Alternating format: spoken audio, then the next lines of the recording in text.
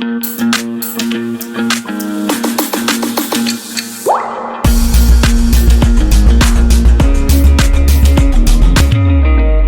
evening, all of you. So today we are going to start a new topic, and that topic is भक्ति movement. बहुत ही light movement है, ठीक है, भक्ति movement, but आपके सैनिक स्कूल के सिलेबस में ये टॉपिक है. So let's discuss this topic now. चलिए आदित्य, आप ही रीड करिए. Okay ma'am. Principles of Bhakti movement. God is one. Promote brotherhood. Follow path of truth, devotion. Emphasis on right action. अब आपको ये इतना इजी टॉपिक है कि आई वांट कि आप लोग ही एक्सप्लेन करो. जो रीडिंग करे वो एक्सप्लेन करे. हाँ जी, explain the slide Aditya. Ma'am, जो भक्ति मूवमेंट है वो मैम 4 टाइप्स के हैं. मैम, गॉड जो है वो एक ही होंगे. और मैम सेकंड प्रिंसिपल क्या कहता है? प्रमोट ब्रदरहुड, मींस भाईचारा बढ़ाना है. हमने द्वेष, क्लेश, मन में कुछ बुरी भावनाएं, कुछ ऐसा हमें एक दूसरे के लिए नहीं रखना है. Follow path of true devotion. True devotion होता है ना, हम में से किसी को भी आई थिंक ट्रू डिवोशन नहीं है अभी. आप कौन से गॉड को मानते हो आदित्य? मैम ऐसे पता नहीं. ऐसे पता नहीं. तो देखो, उनको अभी तो यही नहीं पता कि कौन से गॉड को मानते हैं, तो फिर डिवोशन कहाँ से आएगा? ठीक है, हमें गॉड तब याद आता है जब कुछ घर में हम तोड़ देते हैं, या फिर हमारा एग्जाम मैथ का अगर खराब हो गया तो भगवान Yes, संभाल ma'am. लेना, है ना.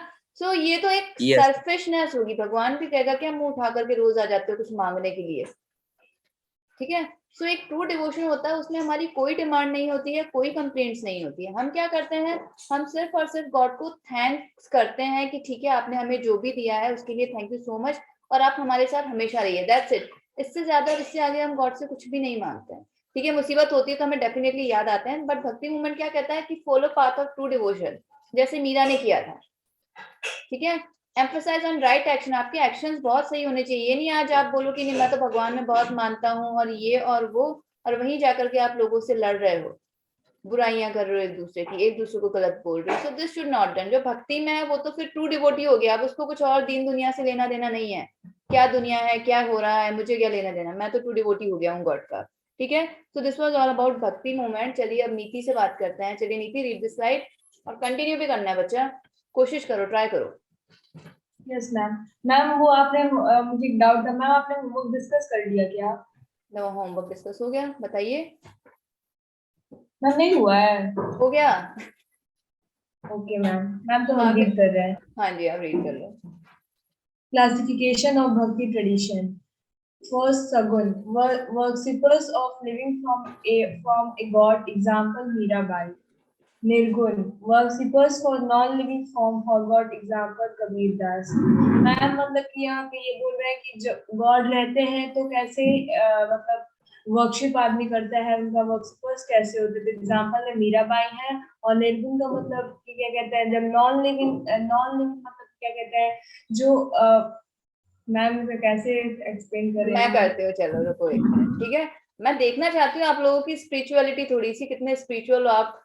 तर्क तो बहुत करते हो आप. ठीक है, बड़े आप लोगों के पास लॉजिक्स बहुत होते हैं. सो आई वांट टू चेक थोड़ी सी स्पिरिचुअलिटी कितनी है मेरी क्लास में. नहीं आओ, चलो, I will definitely help you. So जो सरगुण भक्ति होती है उसमें क्या होता है, हम एक लिविंग फॉर्म ऑफ गॉड, की हमें गॉड दिख रहे हैं. आज कृष्णा जी है तो when we think about Krishna ji तो हमें दिख रहे हैं कि हाँ गॉड है. उन्होंने मुकुट पहना है, उनके हाथ में बांसुरी है, मोर पंख उन्होंने धारण किया हुआ है. सो ये सगुण भक्ति है, जैसा कि मीराबाई ने करी थी. Now when we talk about nirgun bhakti, तो उसमें हमें गॉड दिख नहीं रहे हैं, बस हमें पता है कि एक एंटिटी है. अब उसका शेप क्या है, उसका स्ट्रक्चर क्या है, वो दिखती कैसी है, कैसे बोलती है, क्या करती है, हमें कुछ भी नहीं पता. ठीक है. अब जब हम कृष्ण जी के बारे में सोचते तो हमें दिखाई देगी फ्लूट बज रहा है, गोपियां हैं आसपास, राधा जी है, तो वो एक सगुण भक्ति होगी कि हम एक मतलब देख सकते हैं उनको, एक लिविंग फॉर्म ऑफ गॉड जो हम कर रहे हैं उसको. एंड निर्गुण भक्ति में हमें गॉड दिख नहीं रहा है. चलो अब ज्यादा वेदांत हमें मीनिंग बताएंगे भक्ति का. चलो वेदांत कंटिन्यू करो. Yes, ma'am. Meaning of bhakti: single-minded, intense devotion to God. It was a complete surrender to oneself to God. The movement with emphasized primarily these ideas was the bhakti movement, devotions to God. Bhakti to God was accepted as salvation.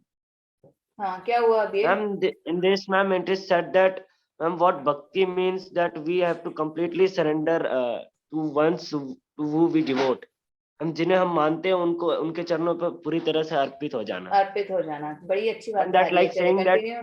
हाँ ma'am, उनके अलावा हमारा कोई नहीं है. हाँ, बस यही है जो कुछ है। तुम्ही हो माता पिता, तुम्ही हो बंधु सखा, तुम्ही हो, वो वाली बात हो जाती है। ठीक है, सब कुछ आप ही हो, कंप्लीट डिवोशन।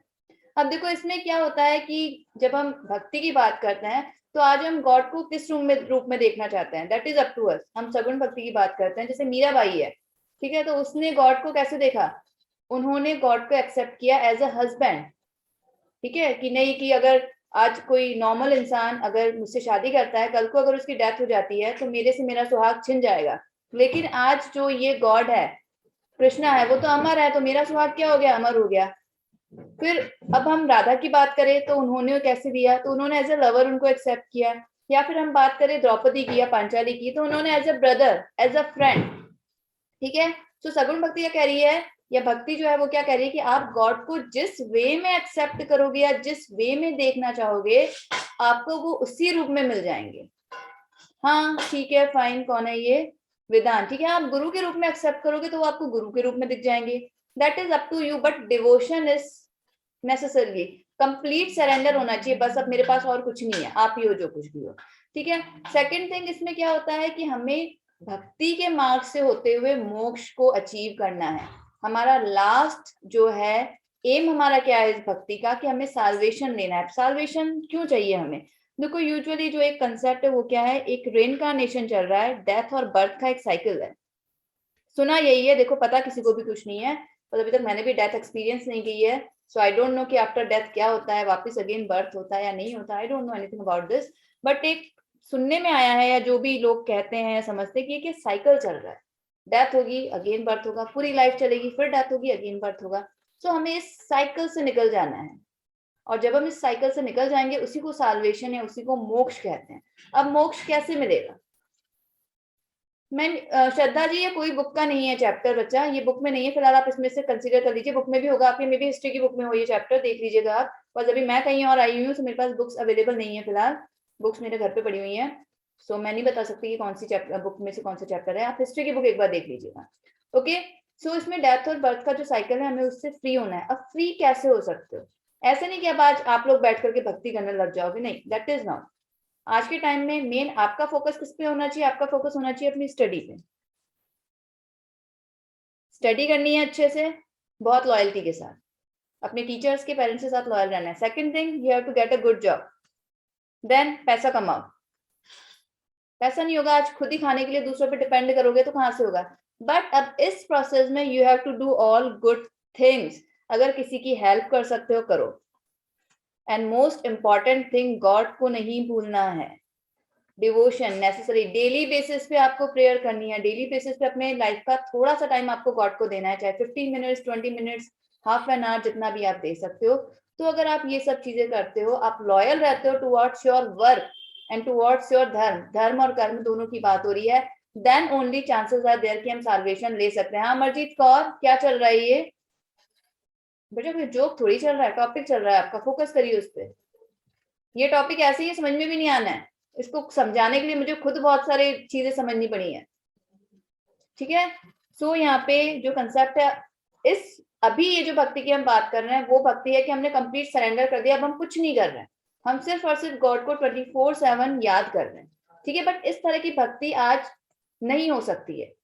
अब आज नीति सोचे कि मैं सारा कुछ छोड़ करके मैं तो बस मीरा जी की तरह बैठ करके भजन गाऊंगी, तो दैट इज नॉट पॉसिबल। घर वालों ने पिटाई कर देनी है कि पढ़ाई तो करनी है ना, या कोई बोले मैं तो कुछ काम नहीं करूंगा, मैं तो कमाऊंगा ही नहीं, मैं तो पैसे नहीं लाऊंगा घर पे, तो वो चीजें नहीं चल सकती। तो आपके लिए एक भक्ति अलग तरीके की है।